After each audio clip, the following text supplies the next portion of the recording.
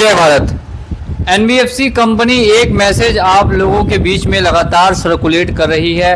Credit B से लेके नावी finance और भी अदर कंपनियां एक मैसेज आपको वार्निंग के तौर पर अभी सेंड कर रही है और वो मैसेज आप लोग यहाँ चेक कर सकते हैं, स्क्रीन पर है। इस मैसेज में 3 सेक्शन लिखे हुए जो काफ़ी लोगों के बीच में कन्फ्यूज़न क्रिएट कर रहे हैं। इसी वजह से आज का ये वीडियो मैं आप लोगों के लिए बना रहा हूँ। बात करेंगे जब से कानून बदला है, पहले आपको इंडियन पिनल कोड था, अब भारतीय न्याय संहिता लागू हो चुकी है। अब ऐसे में 3 यहाँ पे बीएनएस के तहत आपको सेक्शन दिए गए हैं जो कहा गया है कि आपके ऊपर लगेंगे और आपके ऊपर एक्शन होगा, इन तीनों के मद्देनजर रखते हुए। तो बात करेंगे तीनों सेक्शन क्या है और कैसे है और क्या आपके ऊपर लगाए जा सकते हैं कि नहीं लगाए जा सकते हैं। एक बार फिर से स्वागत है आप सभी लोगों का लोन हेल्प इंडिया में। सबसे पहले वीडियो आप लोगों को हमारे चैनल से ही मिलती है, नई अपडेट। तो मेक श्योर कीजिए कि अगर आपने अभी तक फॉलो नहीं किया है तो फॉलो करके बेल आइकन को प्रेस कर लें। सबसे पहले बात करेंगे, लिखा है इंपॉर्टेंट इन्फॉर्मेशन यानी कि जरूरी जानकारी। Section 314 and section 318 read with section 316 clause 1 भारतीय न्याय संहिता 2023 में impact with following criteria like legal consequences, decreasing your credit score and chances of getting future loan. ठीक है, तो इसका मतलब क्या है, जब आप लोन को डिफॉल्ट करते हैं तो लोन को डिफॉल्ट करने के बाद एनबीएफसी ये जानकारी आपको देना चाहती है कि अगर आप लोन को डिफॉल्ट करेंगे तो हम आपके ऊपर इन तीनों सेक्शंस के तहत कार्रवाई के लिए प्रोसीड कर सकते हैं। यहाँ पे सबसे पहला है सेक्शन 314 बीएनएस यानी कि भारतीय न्याय संहिता। और ये क्या कहता है, इसके में अगर आप किसी भी तरीके की चल संपत्ति का गबन करते हैं, गबन करने का मतलब है कि गलत तरीके से आप उसको अपने पास रखते हैं और नहीं देते।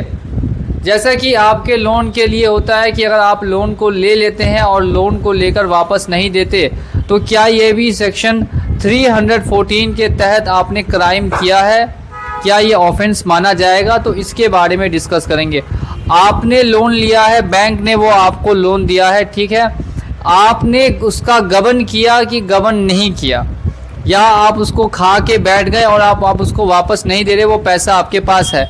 इन केस में अगर आपके पास किसी तरीके की मेडिकल इमरजेंसी आती है, या फिर आपका कहीं बिजनेस में बड़ा लॉस हो जाता है, या घर की समस्या ख़राब होने की वजह से आप पेमेंट नहीं कर पाते, या आपके पास सोर्स ऑफ इनकम बिल्कुल ही बंद है, ऐसी कोई भी अगर कंडीशन है तो ऐसे में आपके ऊपर ये सेक्शन लागू नहीं होगा, क्योंकि आपके पास मजबूरी है, ना कि आपने ज़बरदस्ती गबन किया। अब इसलिए ये आपको सेक्शन भले ही दिया गया है कि लगाकर आपके ऊपर प्रोसीड करेंगे, लेकिन ऐसा कुछ ये करने वाले नहीं है। इसके लिए आप बिल्कुल ही निश्चिंत रहिए। सिर्फ मैं आपको इस वीडियो में इनका मतलब समझा देता हूँ ताकि आपके मन में कन्फ्यूज़न ना रहे। अब नेक्स्ट आता है यहाँ पे सेक्शन 318। अब ये सेक्शन 318 क्या है, अब इसी को मैं आपको सेकेंड लैंग्वेज में समझाऊंगा कि ये पहले सेक्शन 420 आईपीसी था जो अब सेक्शन 318 बीएनएस बन चुका है।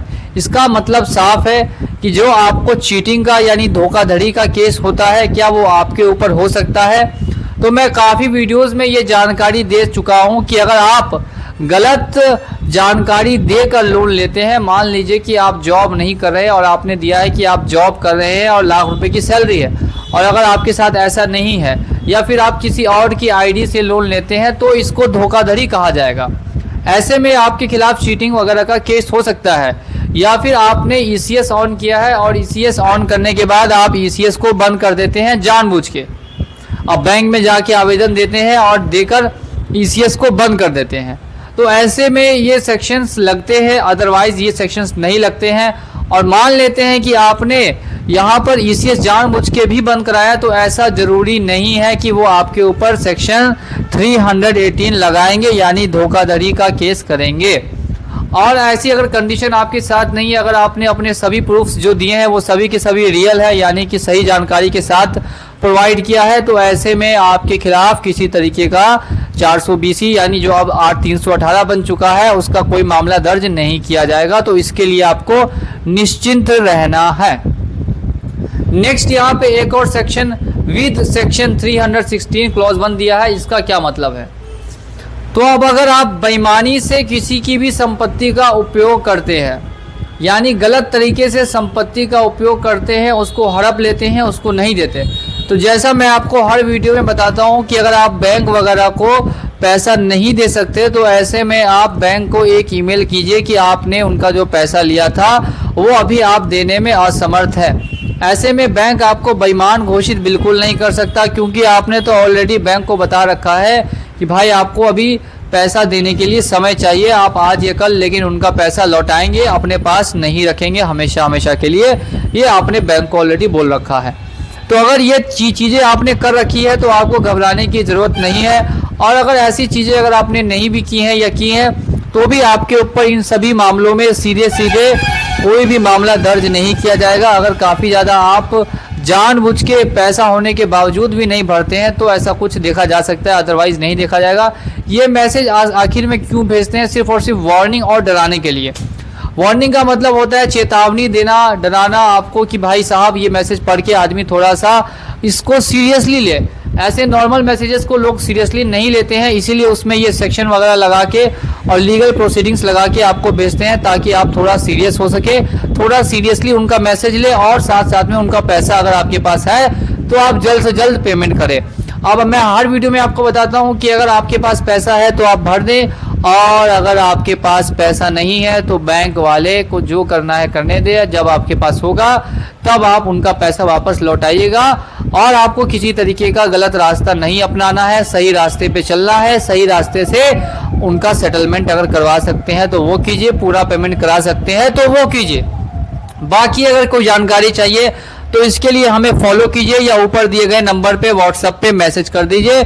इन तीनों सेक्शन के बारे में हमने आपको जानकारी दे दी है। उम्मीद करता हूं कि आपको ये वीडियो पसंद आया होगा, तो आप वीडियो को लाइक करेंगे। साथ साथ में अगर आपने अभी तक चैनल को सब्सक्राइब नहीं किया तो चैनल को सब्सक्राइब कर दीजिए। मिलूंगा अगले वीडियो में बहुत ही जल्द।